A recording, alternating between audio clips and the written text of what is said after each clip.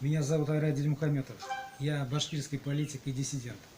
И сегодня, 4 апреля 2018 года, на первом заседании политического клуба при организации «Башкорт» я сделал политическое заявление о том, что мною принято решение о выдвижении в президенты Республики Башкортостан.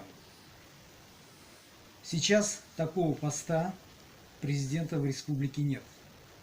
Я буду бороться за то, чтобы он был. Сейчас, собственно, и республики Башкортостан фактически тоже нет.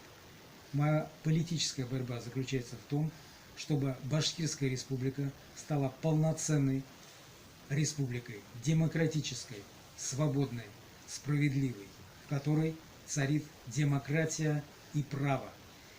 И эта республика была учредителем новой демократической федерации свободных народов.